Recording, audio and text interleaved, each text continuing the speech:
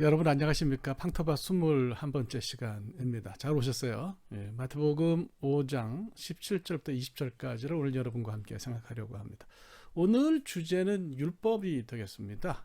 예수님이 이 땅에 오셨고요. 그때 이제 그 당시만 해도 1세기 초반에 어떤 팔레스틴의 상황은 율법주의가 아주 횡행했죠. 예수님께서 율법에 대해서 뭐라고 말씀하셨는지 그걸 좀 생각을 해야 되는 거죠. 우리는 이제 흔히 생각할 때 예수님이 율법과는 반대편에 섰다 이렇게 우리가 이해를 하는데 오늘 마태복음 5장 17절부터 20절까지를 읽어보면 조금 이제 헷갈리는 부분이 있는 거죠. 뭐라 그러시냐면 내가 이 땅에 온 것은 율법을 폐하려 한 것이 아니다. 그렇게 얘기를 하세요. 그래서 율법을 이루려 하기 위해서 예수님 오셨다 이제 그렇게 이야기하시죠. 율법이 왜 주어졌는지 생각하면 충분히 이해할 수 있는 말입니다. 예수님이 율법 자체를 폄훼하시거나 또는 그 율법의 값을 올리거나 그런 건 전혀 안 하셨어요. 율법은 나름대로 기능이 있지만 이제 구원의 도구로서 역할을 다하지 못했잖아요. 그래서 예수님께서 원래 하나님이 사람들에게 율법을 주신 그 목적, 구원이죠. 그러니까 그 구원을 예수님께서 이루신다고 하는 것이 본문의 내용입니다. 그러시면서 이제 율법의 1.1획도 다 없어지지 않는다 이런 얘기를 하시잖아요. 그래서 이걸 이제 문자적으로 이해하시는 분들도 있어요. 1점이라고 하는 거는 헬라 말로 이오타라고 하는 이제 그런 그 헬라 알파벳의 9번째 철자를 가리키는 건데요. 보통 이제 율법은 헬라어로 되어 있지는 않고 사실은 히브리어로 되어 있잖아요. 그러니까 히브리어로 말하면 아마 요드, 이거를 이제 이스라엘에서 공부하신 분들은 유드 그렇게 읽는데 이 요드가 아닌가 이렇게 우리가 생각하면 될 것 같아요. 1획이라고 하는 말은 헬라 말로는 케라이아라고 하는 그런 단어인데요. 영어로 번역해 놓은 걸 보면 스트로크라는 말로 번역을 했어요. 그러니까 우리말로 이제 획이라고 번역을 한 것 같아요. 히브리어를 쓸 때에 획이 좀 달라지면 좀 삐끗하거나 잘못 쓰면은 철자가 달라지는 경우가 있는 거죠. 예를 들면 히브리어 그 철자 가운데 헤이와 타브는 한 끗 차이예요. 그죠? 그래서 공간이 이제 막히냐 안 막히냐 그거에 따라서 완전히 단어가 달라지는 거죠. 획 하나 때문에 달라지는 거예요. 또 카프라고 하는 철자 안에 꼭지를 하나 매달면 페이가 되는 것도 좀 그렇죠. 그러니까 획을 어떻게 좀 잘못 쓰면 이상해지는 거죠. 또 이제 그 히브리어 중에 final form, 종지형이라는 게 있어요. 이거를 쓰지 않으면 문장이 어디서 끝나는지 우리가 이제 알 수가 없게 되거든요. 옛날에는 점이나 이런 거, 그 문장 끝 이런 거 가리키는 게 장절 구분이 없었으니까 그래요. 그래서 종지형이 쓰였는데요. 종지형은 예를 들면 카프의 종지형 같은 거는 눈이라고 하는 철자하고 비슷하거든요. 그래서 그거하고 구별하기 위해서 점을 2개 찍는다든지 이렇게 했어요. 그러니까 1.1획을 이제 문자적으로 이해하면 그런 작은 부분까지도 없어지지 않겠다. 주님께서 그렇게 하신 건데 사실은 이건 문자적으로 이해하기보다는 예수님께서 율법의 내용 구원이죠. 율법이 목적하는 바 구원을 이루시겠다고 말씀하신 거로 뜻하면 될 것 같아요. 그래서 이걸 너무 문자적으로 이오타니 요드니 획이 어떠니 이렇게 너무 우리가 따지지 않는 것이 좋을 것 같다는 생각이 듭니다. 율법에 관한 이해를 이야기하면 이제 그 이신칭의에 관한 어떤 그 새 관점을 여러분들에게 말씀드리지 않을 수가 없어요. 그 영국 성공회 출신 학자들 가운데 E.P. 샌더스라든지 제임스 전이라든지 우리가 잘 아는 그 톰 라이트, 그러니까 니콜러스 토머스 라이트, 사실은 본명이 그렇죠. 이런 학자들이 이제 전통적인 개신교 칭의 justification 이론을 새로운 관점으로 해석하는 그런 학설이에요.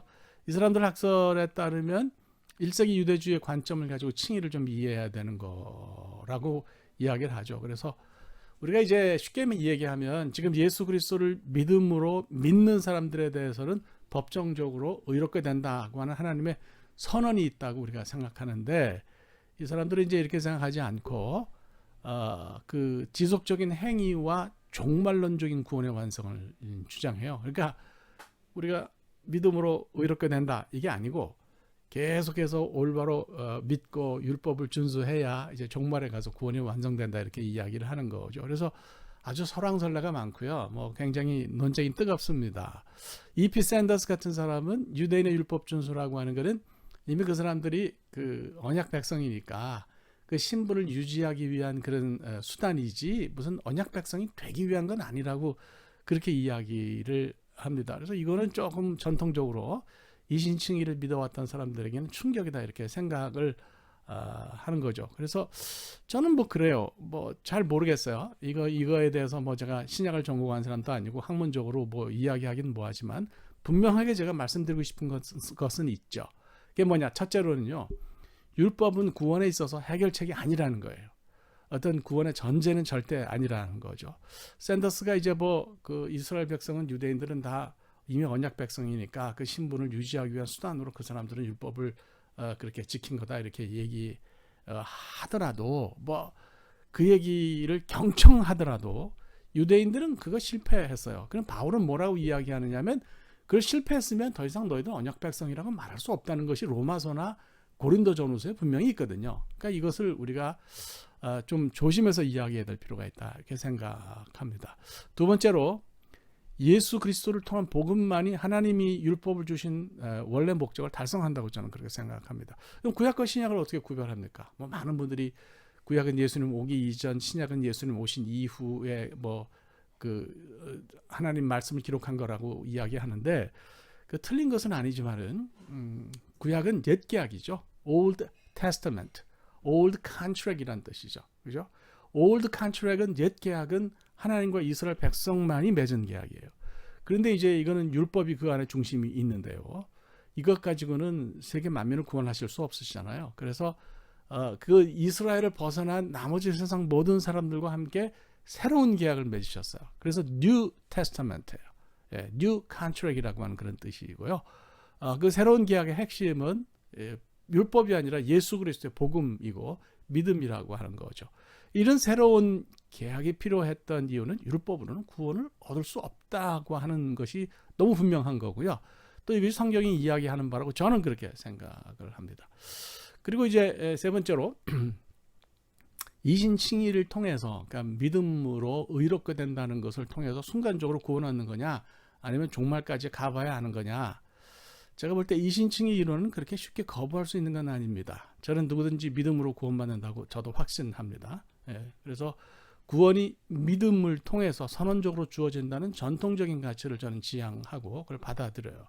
그러면 이런 그 새로운 바울 이해, 이걸 우리가 이제 신율적 율법주의라고 학자들이 그렇게 이야기를 하는데 이걸 어떻게 이해할 수 있을까요?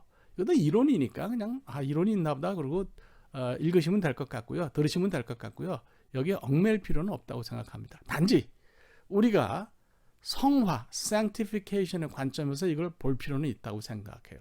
그럼 구원을 증명하는, 내가 구원받았다는 것을 증명하는 세 가지 방법이 있어요. 그 세 가지를 보면 알 수가 있어요. 첫째는 성경이 그렇게 이야기를 해요. 예수 그리스도를 믿으면 구원받는다. 그렇죠? 예, 그럼 분명합니다. 그 다음에 두 번째로 성령의 내적인 증거가 있어요. 성령님께서 우리 마음속에 확신을 주셔서 우리로 하여금 구원받았다고 하는 그런 확신을 갖게 해요. 세 번째가 뭐냐? 이게 제일 중요한데요. 삶이 어떻게 달라졌는지 열매가 있어야 된다는 거예요. 그러니까 구원받았다고 말하는데 열매가 없으면 그건 구원이 아니라고 하는 이야기죠. 그래서 율법을 구원의 전제 조건이 아니라 구원받은 사람이 보이는 증거로 이해할 필요가 있어요. 열매가 있으면 구원이 진짜고요. 열매가 없으면 그는 이제 구원이 가짜다 이렇게 볼 수가 있는 거죠. 인간의 자유의지를 굉장히 중요하게 생각하는 그런 교단이나 그런 신앙을 가지고 있는 입장에서는 구원이라고 하는 것이 하나님이 이제 은혜를 내미시면은 그걸 사람이 이제 받아들여서 구원이 이루어지기 때문에 사람이 그 손을 놓으면 구원은 취소될 수도 있다고 생각하지만 이신칭의와 은총론에 입각한 그런 신앙을 가지고 있는 사람들은 한번 구원받으면 그것이 끝까지 간다고 생각하고 구원이 취소되지는 않는다고 봐요. 문제는 이렇게 한번 구원받으면 끝까지 간다라고 생각하는 사람들이 난 구원받았으니까 뭐 대충 살지 하고 엉망으로 사는 모습을 보인다는 데 있는 거죠. 그죠? 그래서 우리가 이런 관점에서는 새로운 바울 이해가 아니더라도 그 구원에 관해서 한번 깊이 생각해 볼 필요는 있는 것 같아요. 그러면 그렇게 막 살면 그게 진짜 구원받은 거냐 생각을 해볼 수가 있는 거죠. 오늘 이제 결론을 잠깐 내리면요. 저는 뭐 믿음으로 구원받는다고 하는 것이고 이것이 선언적인 의미가 있다는 것에는 저는 이의가 전혀 없습니다. 그게 맞는 것 같아요. 그런데 중요한 것은 그것이 진짜라면 삶에서 구원받은 사람으로서 거기에 합당한 하나님 말씀 율법을 지키는 모습을 보여야 한다는 거죠. 히브리 유니언 제가 LA 캠퍼스에서 공부를 할 때 그 교수가 저를 보고 그러더라고요. 뭐 자기네 민족 젊은이인 예수를 믿는 건 좋대요. 그런데 자기네 민족은 그럴 필요가 없대요. 이미 선민이기 때문에 선택에 의해서 구원을 받았다고 하는 거예요. 그러면 뭐 그 샌더스 말처럼 유대인들은 이미 구원받은 거니까 그냥 언약 백성의 신분을 유지하기 위해서 율법을 지키는 거지 뭐 그 사람들은 그 예수님과 관계없이 이미 구원을 누리는 거예요. 저는 그렇게 생각하지는 않습니다. 누구든지 예수를 믿지 않으면 구원은 없는 거예요. 저는 이런 면에서 좀 대자신학적인 그런 성격 그런 성향을 제가 가지고 있는 것 같아요. Replacement theology라는 건데요. 대체신학이라는 건 이제 교회가 이스라엘을 완전히 대체했다는 거예요. 물론 이제 비판론자들은 이스라엘과 교회의 관계가 뚝 하고 완전히 끊어진 건 아니니까 좀 그건 과하다 이렇게 생각하시는 분들도 있어요. 뭐 그렇게 과하다는 느낌은 가질 수가 있고 대체신학이라는 말을 쓰는 거에 대해서는 이론이 있을 수 있다 하더라도 유대인과 기독교인 사이는 한마디로 표현할 수 있는 건 아닙니다. 예, 이필찬 박사는 이 사람 이제 신약 전공했고 요한계시록 주석 썼죠. 아주 훌륭한 학자인데 그런 얘기를 했어요.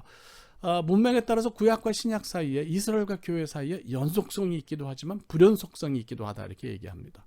그죠? 성경에 이 두 가지 측면이 다 있다는 거예요.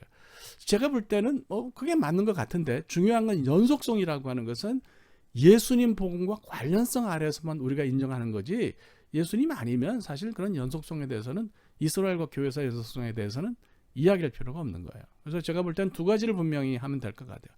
첫째로 믿음으로 구원받는다. 그 다음에 두 번째로 구원받은 사람은 거기에 합당한 율법 준수가 있어야 된다. 이렇게 생각합니다.